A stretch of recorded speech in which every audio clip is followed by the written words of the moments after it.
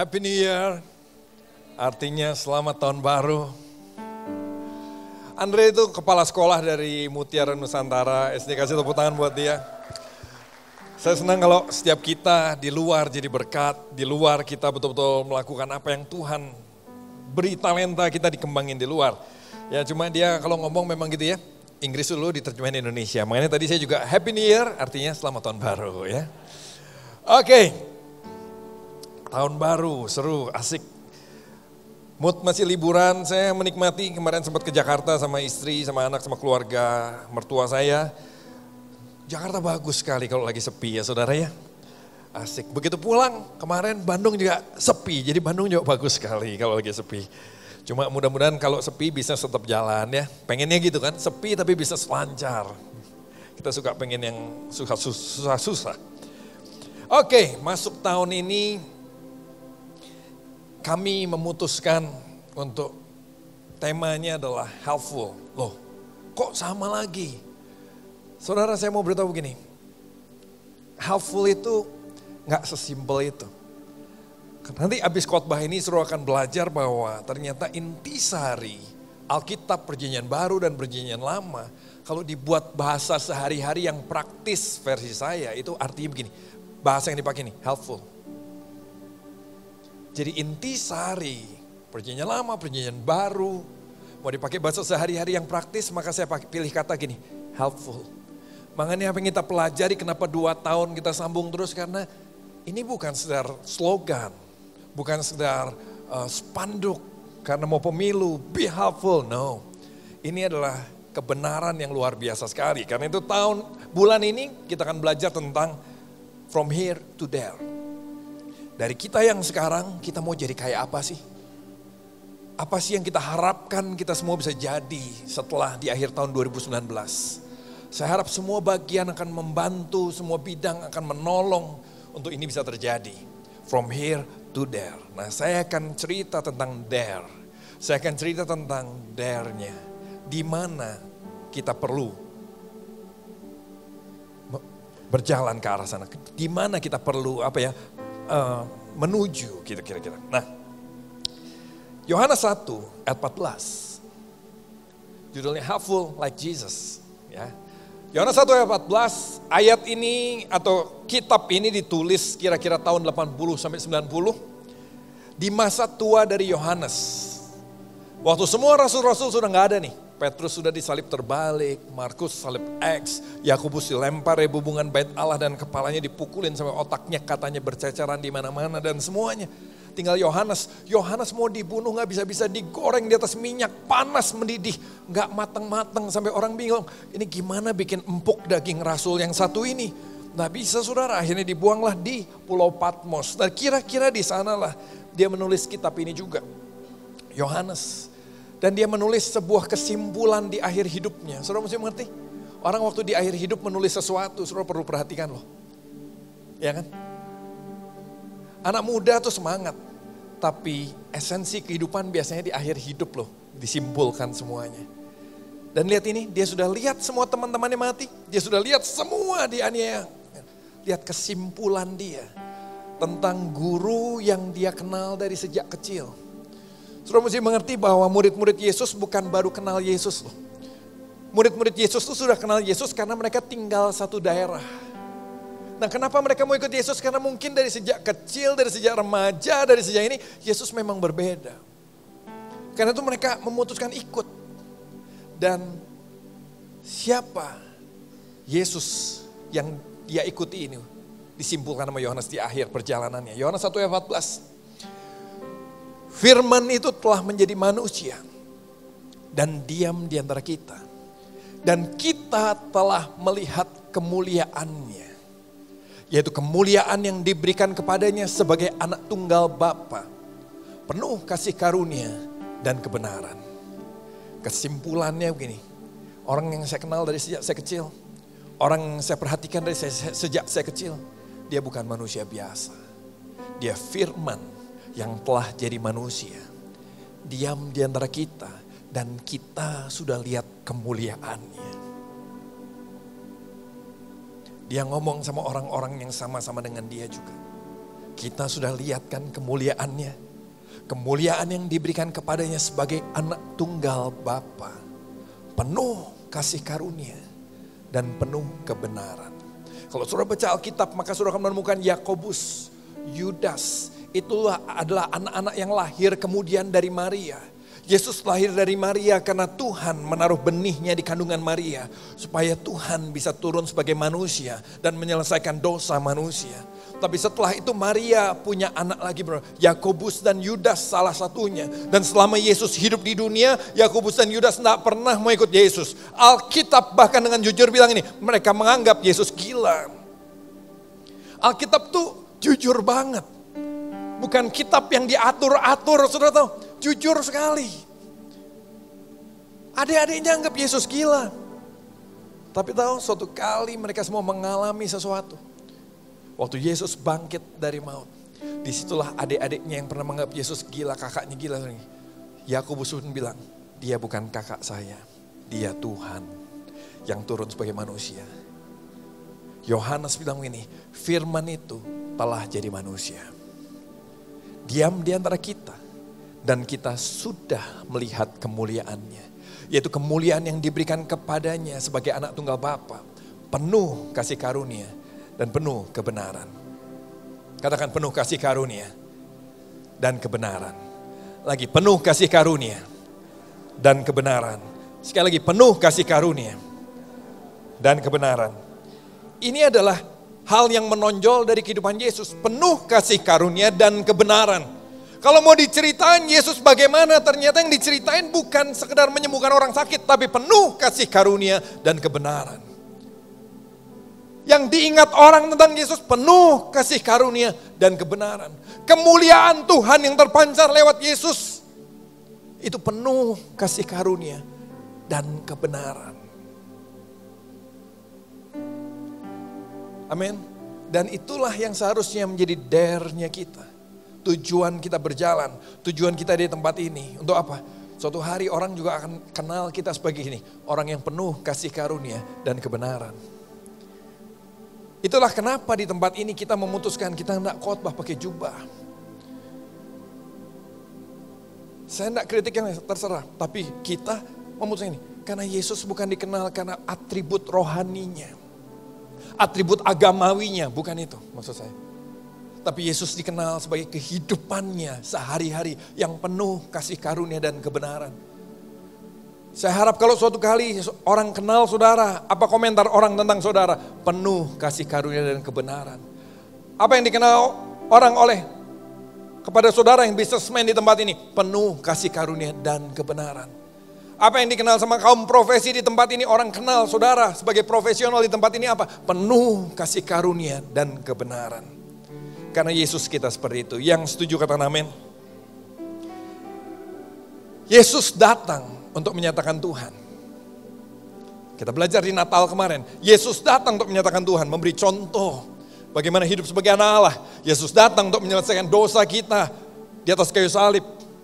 Nah Yesus datang untuk menyatakan Tuhan. Dia menyatakan Tuhan yang seperti apa? Dia menyatakan Tuhan sebagai ini. God is love. Katakan God is love. Lagi, God is love. Tuhan itu penuh kasih. Hari ini saudara bilang, Pak ini ada stiker di mana-mana Pak. Semua agama bilang begini Pak, ini mah udah umum dong. Saudara mesti tahu pada saat Yesus datang, kehidupan saat itu sama sekali gak bicara God is love. Kehidupan saat itu agama-agama yang ada saat itu mengajarkan Allah adalah Allah yang semena-mena. Makanya kamu harus kasih sesajen yang banyak supaya kamu dijaga sama Tuhan. Supaya Tuhan gak ngamuk sama kamu. Kamu telat kasih upeti, maka Tuhan ngamuk sama kamu. Gunung meletus, Tuhan marah sama kamu. Gempa bumi, Tuhan marah sama kamu. Agama saat itu mengajarkan bahkan mengenai gini. Anak-anak dikorbankan untuk Tuhan mereka. Makanya waktu Abraham diminta Ishak itu agama saat itu memang begitu. Nah Yesus hadir, dia mau memperjelas, kalian salah loh. Aku mau cerita tentang, aku mau menyatakan tentang Tuhan ya. Bahwa Tuhan itu love. God is love. Pada saat itu ini berita baru yang gak pernah didengar sama orang lain. Yang benar. Tuhan mau bilang gini, God love everybody. Tuhan mengasihi semua orang. Dia cerita tentang Tuhan. Yesus cerita tentang Tuhan yang seperti ini. Tuhan yang mengasihi semua orang. Yesus cerita tentang di mata Tuhan semua orang berharga. Setiap orang berharga. Saudara dan saya pribadi berharga di matanya. Amin. Dan pada saat itu ini bukan hal yang biasa. Ini betul-betul Yesus banget. Katakan Yesus banget. Betul-betul lahir dari Yesus asli. Tidak ada yang pernah mengajarkan seperti ini. Kalau hari ini dunia banyak mengajarkan seperti ini. Saya mau beritahu, itulah pengaruh dari kehidupan Yesus di dunia. Nanti saya akan cerita sama saudara, pengaruhnya luar biasa. Tapi ini semua dimulai dari Yesus yang turun ke dunia. Untuk menceritakan Tuhan yang mengasihi semua orang. Tuhan yang kasih. Dia bercerita bahwa semua orang berharga di matanya. Saudara tahu, kenapa Yesus banget pada saat itu dunia betul-betul hidup dengan peraturan agama seperti yang tadi saya cerita. Penuh aturan-aturan yang menjadikan manusia betul-betul budak dari Tuhan yang semena-mena. Dewa yang semena-mena. Dewa langit yang berantem. Bumi jadi ketimpa akibat berantemnya mereka dan sebagainya. Hidup pada saat itu penuh dengan perbudakan. Penuh dengan perbudak itu sudah biasa. Saya pernah lihat satu film yang menggambarkan, dia panggil lagi mau ngobrol, ngeteh ini saudara, bos-bosnya mau ngeteh, panggil budak satu, kamu tidur sini. Nggak pakai baju tidur supaya kakinya anget, si bosnya kaki anget. Kaki di atas budaknya tidur aja. Sambil ngobrol, ya gimana kita begini ngobrol. Bosnya supaya kaki anget, budaknya gak pakai baju, tidur di bawah, diinjak supaya badannya anget kena dia. Budaknya kelengar sampai kayak apa dia gak pusing. Setelah saya sudah selesai, berdiri dia, pergi lagi. Tapi pada saat itu wajar. Itu wajar pada saat itu. Yesus hadir pada saat kasta berlaku dengan kuat. Kasta, bukannya perbudakan, kasta. Jadi saudara memang lahir di sini, saudara dianggap gak layak. Oh kalau ini dianggap layak, dianggap kasta yang terhormat. Gender, wanita saat itu gak ada harganya. Makanya ketangkep berbuat zina, ketangkep basah berbuat zina, yang dibawa cuma yang perempuan. Gender sekali. Rasis, makanya di Natal kemarin kita belajar tentang Samaria. Samaria itu Yahudi yang kawin campur, dianggap orang buangan, dianggap orang yang gak berharga, gak layak. Makanya kalau jalan pun harus muter, orang Yahudi malas ketemu orang Samaria. Karena udah campuran, gak totok lagi kira-kira begitu. Jadi gak dianggap, gak dihormati, karena rasis sekali. Dan Yesus hadir mengajarkan sesuatu yang berbeda dengan budaya saat itu. Yesus hadir apa? Ini pengajaran Yesus. Dia cerita tentang orang Samaria yang baik hati. Dia cerita suatu kali ada orang loh, dirampok sampai berdarah-darah di pinggir jalan. Pendeta lewat nggak mau tolong. Pendeta lewat nggak mau tolong. Imam lewat nggak mau tolong. Orang Samaria lewat ditolong. Sampai diobatin, sampai dikasih sangu supaya bisa berobat benar. Terus Tuhan Yesus tanya, siapa yang mengasihi sesamanya di situ?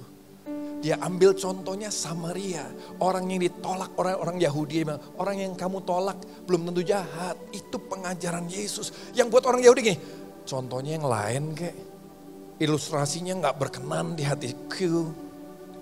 Yang ilustrasinya kok Samaria sih? Tapi itulah Yesus, dia mengubah cara pandang orang. Jangan lihat orang karena sukunya. Jangan lihat orang karena rasnya. Orang Samaria pun bisa baik loh. Dan di pelajaran itu Yesus mengajarkan siapa sesamamu. Sesamamu itu bukan orang yang sekomunitas saja dengan kamu. Tapi lebih daripada itu orang yang gini. Yang perlu ditolong nih. Semua orang yang membutuhkan pertolongan dan kamu bisa tolong dia karena dia sesamamu. Merubah cara berpikir banyak orang.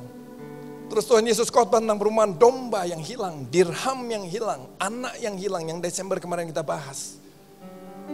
Dia menceritakan begini, waktu kamu berdosa, Tuhan datang cari kamu loh. Bukan untuk hukum kamu, tapi untuk memulihkan kamu kembali menjadi anak Allah. Memulihkan kamu kembali kepada rencana yang semula. Buat mereka gini, enggak ada Tuhan yang begitu. Semua agama mengajarkan Tuhan yang penuh marah. Yang sensi, mudah tersinggung. Tapi Yesus mengajarkan ini, waktu kamu jatuh, Tuhan cari. Tuhan cari bukan untuk hukum, Tuhan cari untuk pulihkan kamu, bantu kamu, selamatkan kamu. Tuhan Yesus mengajar tentang khotbah di bukit. Yang mengajarkan ini, kasih musuhmu, kasih orang yang membenci kamu. Hah? Hari itu saudara, agama mengajarkan mata ganti mata, gigi ganti gigi. Suruh bikin gigi saya goyang, saya harus bikin gigi saudara goyang. Suruh bikin mata saya biru, saya bikin mata saudara biru. Itu agama yang ajar. Saudara colok mata saya colok balik mata saudara. Itu agama ajar. Yesus datang, dia bilang ini, kasihi musuhmu. Yang benar, mana ada pelajaran begitu? Kasihi musuhmu, colok balik iya. Ini kok kasih musuhmu? Kalau kamu ditempar pipi kiri, berikan kaki kananmu. Kan begitu kalau agama mengajarkan. Balas tendang. Tapi Yesus ini, tampar pipi kiri, beri pipi kanan.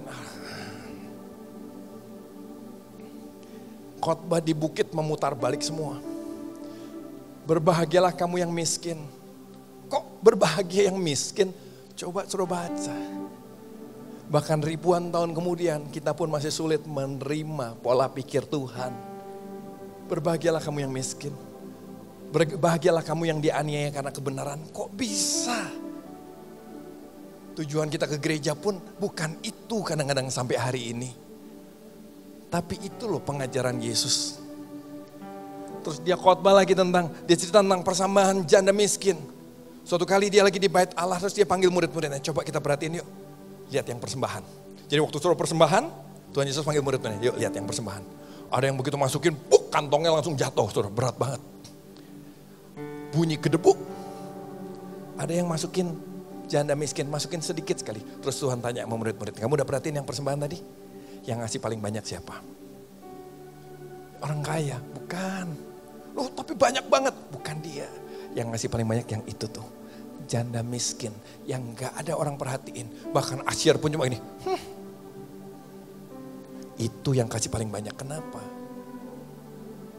Persentasenya paling besar. Dia memberi dari semua yang dia punya. Di situ Tuhan mengajarkan dalam persembahan, Tuhan lihat hati, bukan lihat jumlah. Sampai hari ini pun kadang-kadang kita lihat jumlah. Amin. Yang edarin kantong tuh perhatiin loh saudara. Begitu suruh masuk kantongnya agak berat gak begitu? Ya kan, yang agak berat, ini dia. Begitu kan. Tapi Tuhan Yesus ajar yang lain. Tuhan Yesus bilang ini, bukan dari apa ya, tapi lihat dari motivasi hatinya. Wow. Ini pengajaran Tuhan Yesus. Memutar balik semua kebiasaan, semua budaya, semua cara hidup yang ada.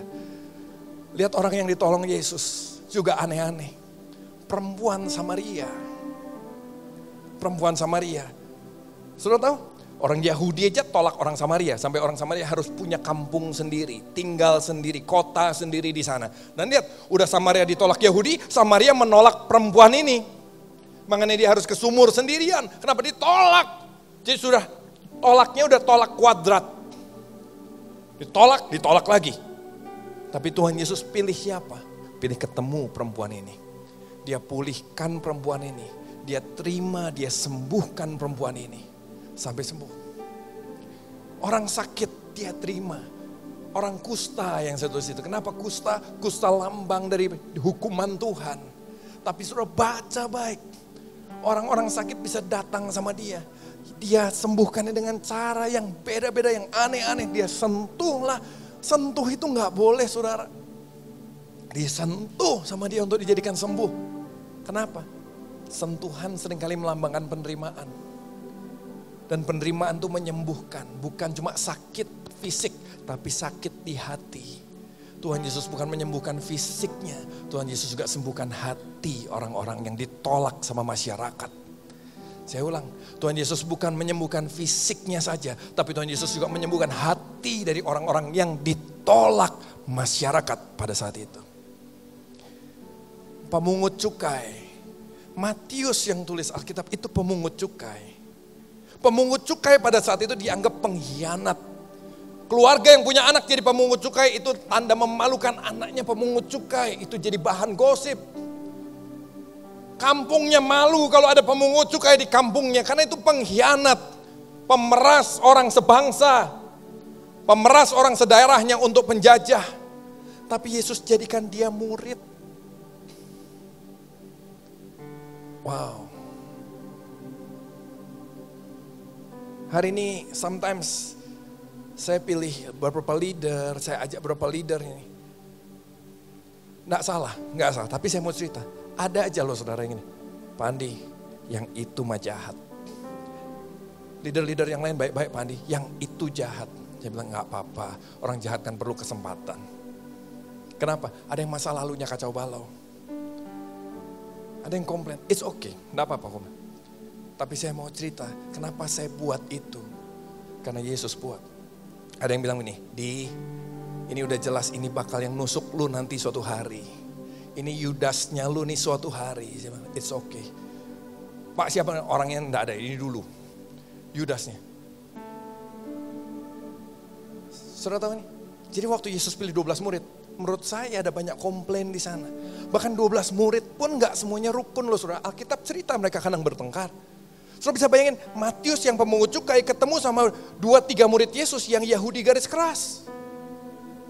Satu-satu antek Romawi, satu Yahudi garis keras. Itu mah saudara, makan bersama aja susah. Kenapa? Buat mereka nggak boleh, itu najis, haram hukumnya, haram. Tapi Tuhan Yesus ajak mereka sama-sama. Saudara bisa mengerti, 12 murid kenapa dia enggak pilih dengan orang yang sekelompok sih, segolongan sih, jauh lebih mudah. Tapi Tuhan Yesus mengajarkan nilai yang jauh lebih berarti, berharga, lebih penting daripada sekedar memilih 12 orang. Ramuannya itu dia buat begitu rupa. Sampai hari ini sudah bisa renungkan bagaimana cara Tuhan memilih murid-muridnya. Itu penuh pesan. Udah murid-murid masih suka berantem gara-gara pemungut cukai.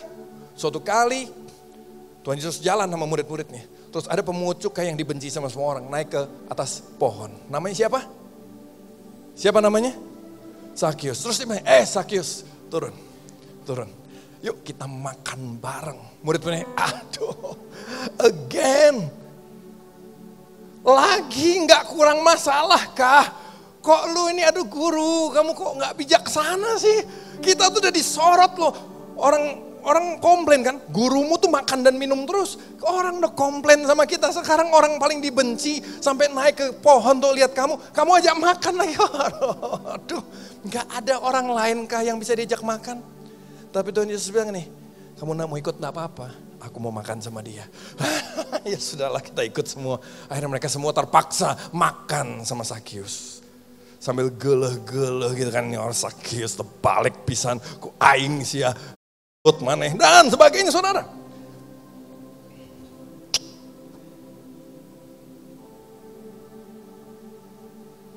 Prajurit hamba dari prajurit Romawi.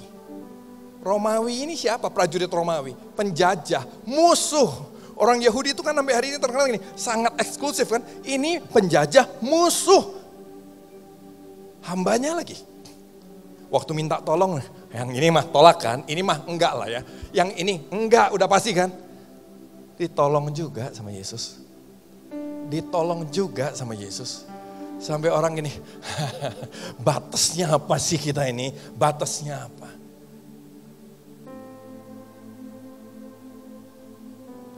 Masa enggak ada batasnya sih? Masa boleh bergaul sama semua orang sih? Masa semua orang diterima sih? Masa enggak ada batas sih?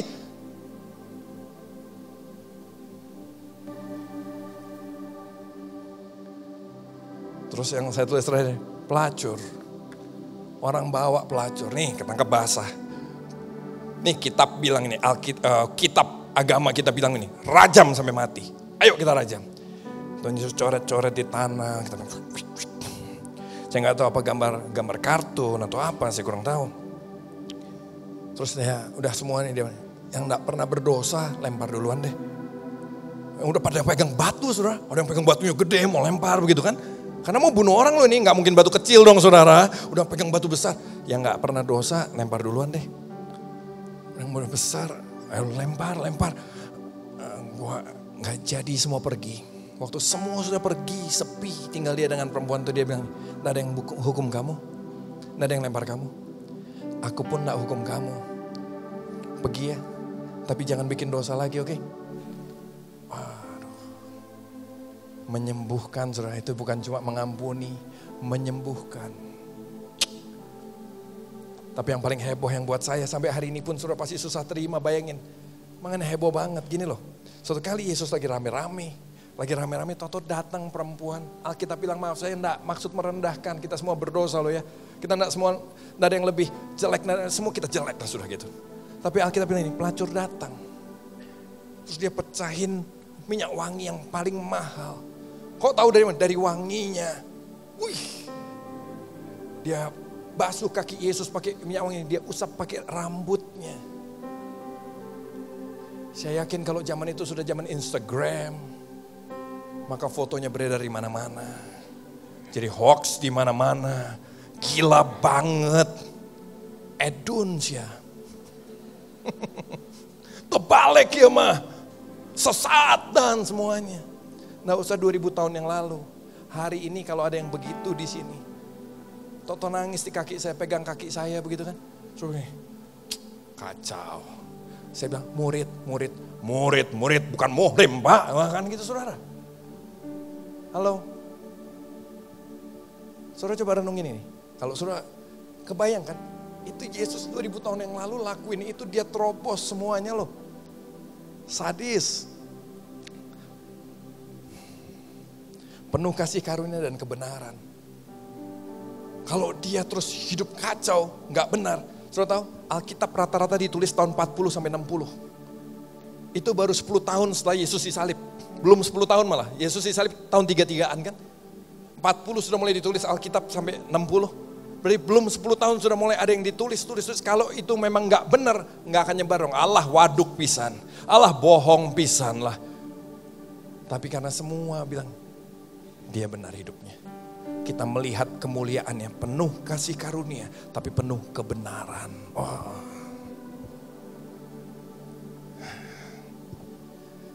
Wow, orang yang ditolong Yesus loh.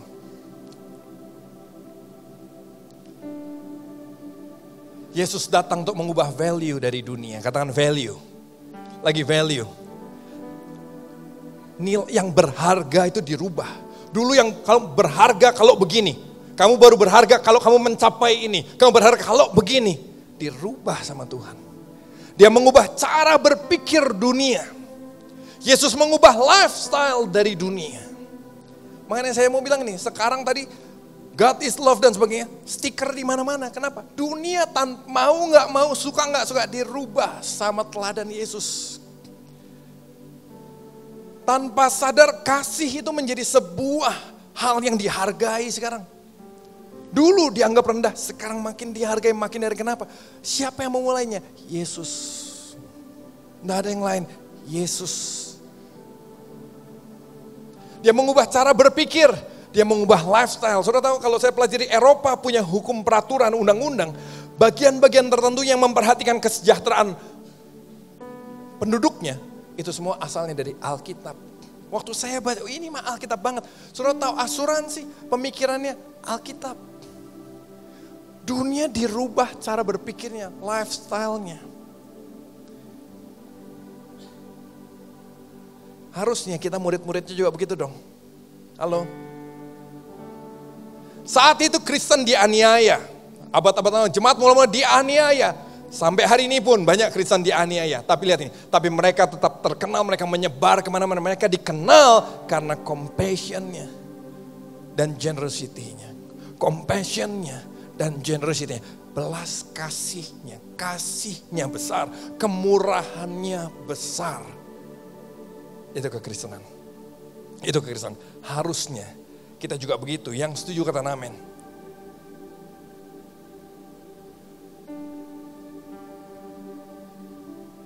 Nah gimana kita sekarang? Apakah ribuan tahun kemudian, puluhan tahun setelah saudara dan saya jadi Kristen, kenapa kita ada di gereja? Apakah dare-nya itu sudah sama seperti yang Tuhan ajar?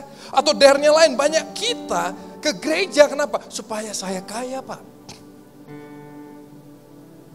Ada mungkin yang ke gereja supaya gini, ya saya setor muka, supaya Tuhan gak marah sama saya. Saudara, di mana pengajaran Yesus ini mewarnai kita?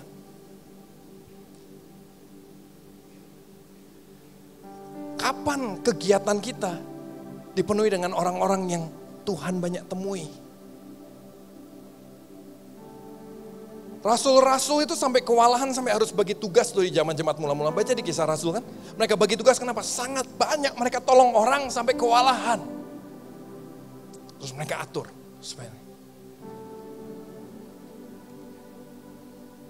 Kalau nggak ada panggung ini,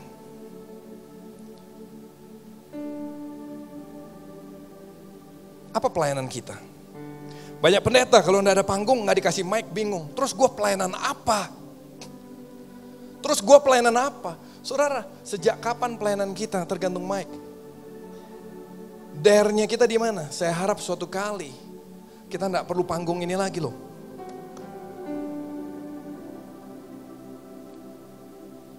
Dare-nya kita di mana? Dare-nya kita ini. Pengajaran Yesus yang diajarkan. Dare-nya kita adalah menolong orang-orang yang Yesus tolong. Orang-orang yang dipinggirin sama masyarakat itu. Waktu enggak ada panggung, apakah saya mati gaya? Waktu singer-singer enggak dijadwal, usher enggak dijadwal, kalian di multimedia, di mana enggak dijadwal. Terus jangan pertanyaan kita gini, terus pelayanan saya apa? Pelayanan kita harusnya ini.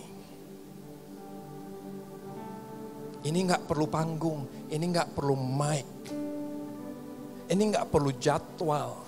Ini adalah orang-orang yang setiap hari kita ketemu dan mereka membutuhkan pertolongan kita. Be helpful. Lakukan apa yang kita bisa. Tuhan sentuh orang yang dia bisa sentuh. Halo. Dan itu mengubah banyak hal. Mengubah dunia, mengubah cara berpikir dunia. Membuat agama-agama lain dengan ajaran-ajaran yang berbeda-beda pun terpaksa menyesuaikan diri. Membuat stiker yang sama. God is love.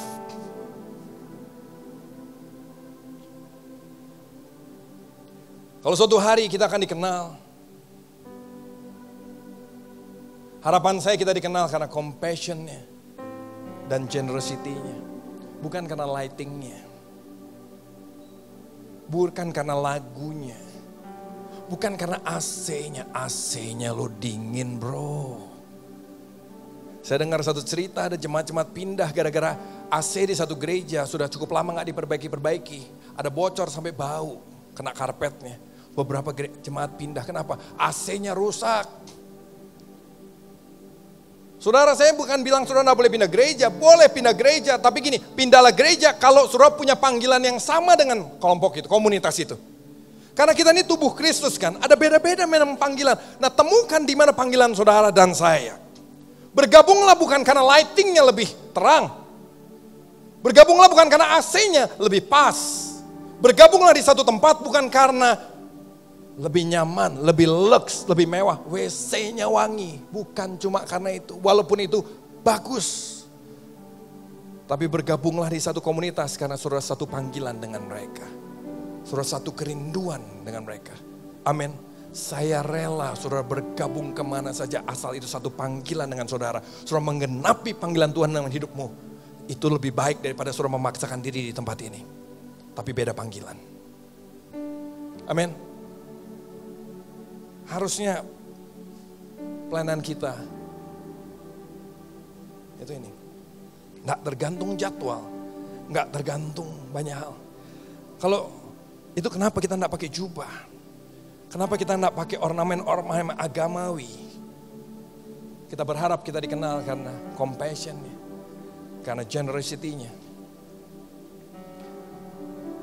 Kenapa begitu? Karena gaya hidup helpful adalah yang diajarkan dan yang dilakukan oleh Yesus. Kalau saudara pelajari ini kan, saudara lihat ini. Apa sih yang diajarin Yesus pada intinya? Kasih, kasihlah Tuhanmu, kasihlah sesamamu. Bahasa sehari-harinya apa? Helpful. Amin. Itu kenapa kita perlu hidup seperti itu? Karena itu yang diajarkan Yesus. Lah terus kapan saya jadi kayanya, Pak? Nanti saudara akan belajar, tapi Yesus intinya bukan itu kan. Ajaran Yesus intinya enggak pernah itu.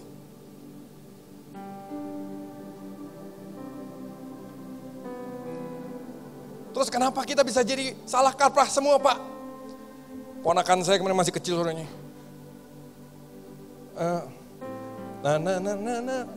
No turning back, no turning back. Apa tuh? I have decided to follow Jesus. I'm turning back, I'm turning back. Bukan I'm turning back. Guru sekolah minggu saya ngajarnya gitu. Di kota lain, I'm turning back, I'm turning back. Loh, udah ikut Yesus jangan turning back. No turning back, I'm turning back. Dia bilang. Pelajaran Yesus ini saudara. Kenapa saudara bisa jadi yang lain? Coba renungkan baik-baik. Nah ini mau jadi dare-nya kita. Ini mau jadi dare-nya kita. Saudara setuju? Amin. Karena helpful adalah apa yang diajarkan Yesus dan dilakukan oleh Yesus. Yang kedua gini, gaya helpful adalah tanda keselamatan kita. Gaya hidup helpful adalah tanda keselamatan kita. Loh Pak, kan kita diselamatkan karena iman. Iya, coba lihat ayat ini dulu. Yakobus, adiknya Yesus yang akhirnya percaya sama Yesus setelah melihat Yesus bangkit. Tapi mungkin ada orang berkata, padamu ada iman, padaku ada perbuatan. Aku akan menjawab dia. Tunjukkan padaku imanmu tanpa perbuatan.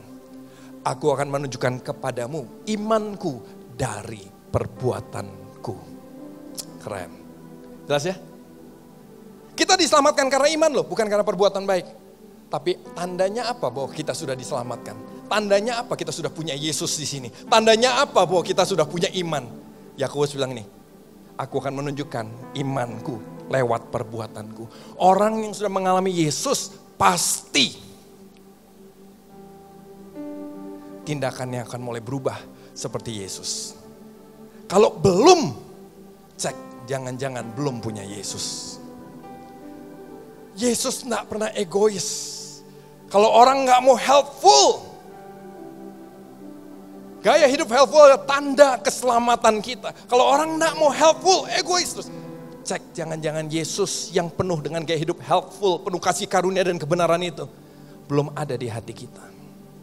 Karena kalau dia ada di hati kita, dia akan mewarnai cara berpikir kita. Dia akan mewarnai cara hidup kita. Dia akan mewarnai sikap kita. Dia akan mewarnai value kehidupan kita. Yang dikejar lain. Yang dikejar beda sekarang. Bukan enggak boleh banyak uang lah. Tapi juga punya gaya hidup yang helpful, penuh kasih karunia, penuh kebenaran. Yang setuju kata amin. Itu tanda Yesus sudah memenuhi hati kita.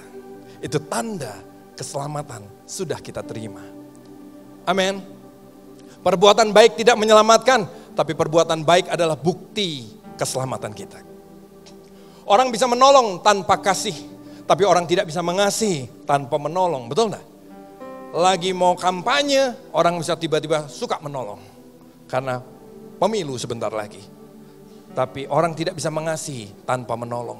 Kalau memang kasih itu sudah ada di hati kita, Kristus Allah yang kasih itu sudah ada di hati kita, pasti kita suka menolong orang, helpful. Kasih itu ini bahasa saya, kasih itu ide dasar.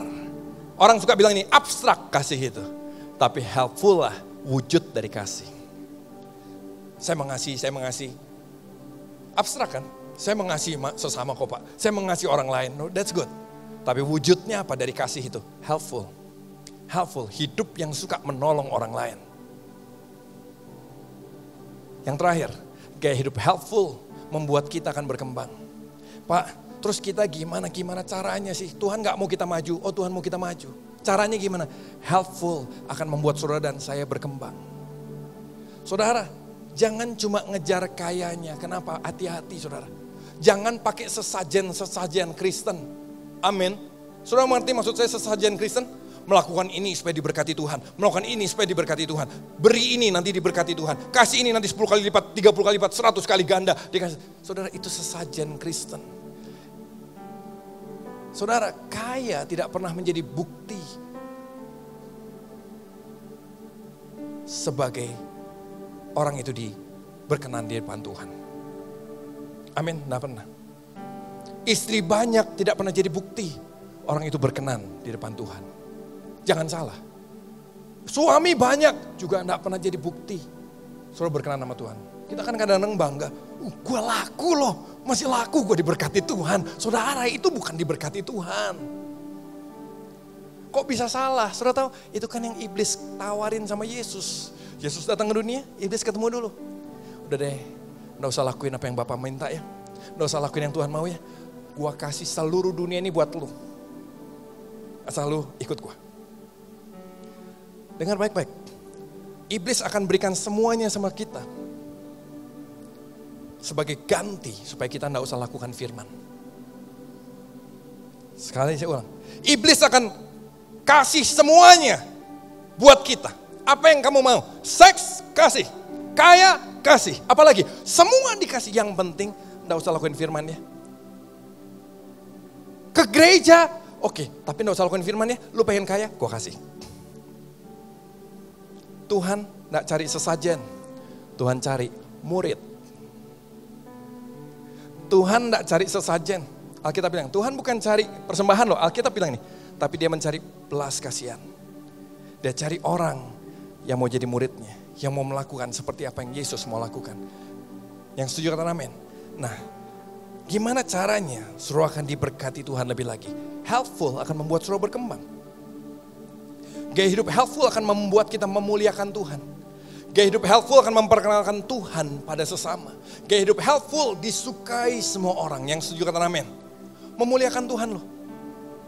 Waktu saudara helpful, saudara gak usah banyak ngomong. Saudara helpful sama orang, saudara sedang memuliakan Tuhan. Waktu saudara helpful, saudara gak usah banyak ngomong, saudara sedang memperkenalkan Tuhan sama sesama. Amin. Makanya saya makin mengerti tentang Bunda Teresa. Dia lakukan ini semua karena dia mengerti ini. Bunda Teresa terima banyak orang yang dibuang sama orang India. Kalau saudara nonton biografinya, suatu kali orang datang lemparin batu, mau pukulin mereka. Akhirnya petugas-petugasnya masuk. Waktu habis masuk, dia lihat yang dirawat tuh orang-orang yang gak ada yang mau rawat, saudara. Akhirnya petugasnya keluar, terus dia bilang sama masyarakat yang udah pegang batu semua. Kalau lu mau, itu yang di dalam lu tahu siapa? Saudara-saudara kita yang kita gak mau rawat. Kalau lu mau rawat dia, lemparin dia pakai batu. Tapi kalau saya bersyukur dia mau rawat mereka. Sejak itu, India gak pernah lemparin Bunda Teresa pakai batu. Gaya hidup helpful memuliakan Tuhan. Gaya hidup helpful memperkenalkan Tuhan pada sesama. Gaya hidup helpful disukai semua orang. Halo, disukai semua orang. Bunda Teresa hampir seluruh dunia kenal pada zaman itu. Dia pernah datang ke Amerika, ketemu senat loh. Dia datang masuk ke tempat senat, saudara. Pesawat turun, dia ke senat langsung. Saya enggak bisa, pendeta mana bisa, enggak bisa. Dia datang ke sana, dia ngomong begini. Amerika, jangan pernah tanda tangan undang-undang anti aborsi. Undang-undang aborsi. Jangan pernah tanda tangan undang-undang aborsi. Kalau kamu enggak mau anak-anak yang kamu buat, kamu kasih sama saya akan pelihara buat kamu. Amerika tidak pernah tanda tangan undang-undang aborsi sampai Bunda Teresa mati. Bunda Teresa mati, baru tidak lama Amerika buat undang-undang aborsi dikeluarin. Helpful jadi powerful. Saudara, kita harusnya dikenal sebagai orang-orang yang punya gaya hidup helpful. Amin. Amin. Amin. Lihat ini, disukai semua orang. Matius 23 ayat 11. Barang siapa terbesar di antara kamu, hendaklah menjadi pelayanmu. Matius. Terjemahan lain, MSG. Ini bukan Ajinomoto. MSG ini artinya the message. Bilang ini, do you want to stand out? Then step down. Be a servant. Wow. Kamu mau significant? Kamu mau terlihat? Kamu mau berhasil? Kamu mau menonjol? Step down. Turun ke bawah dan jadilah pelayan. Kamu mau diingat orang? Step down. Be a servant. Keren. Amin. Lihat ini. Saudara mau maju? Saudara mau punya pabrik atau saudara profesional? Saya mau maju? Step down. Be a servant. Jangan sombong. Sombong tidak akan membuat kamu makin berhasil. Sombong akan membuat kamu ditolak banyak orang. Setuju? Tapi waktu saudara mau melayani pelangganmu, jadi servant, melayani customermu dengan baik, menghormati mereka, kamu akan berhasil. Kamu akan dicari orang. Saya punya tenaga keamanan satu saudara. Wih, helpful sekali. Sampai berapa kali hilang dari kantor saya. Kenapa? Beberapa pemegang saham pengen dia. Jadi satu kali, enggak ada 2 bulan. Saya nanya, ini kemana sih? Sampai saya aja kehilangan. Ada banyak tenaga keamanan, dia enggak ada, kita hilang. Di mana sih dia? Sorry di, babe gue kemarin perlu gini-gini 2 bulan nemenin babe gue dulu ya di proyeknya sini. Karena babenya pun seneng. Oke, akhirnya setelah 2 bulan balik lagi. Sekarang hilang lagi saudara. Saya, ini kemana sih?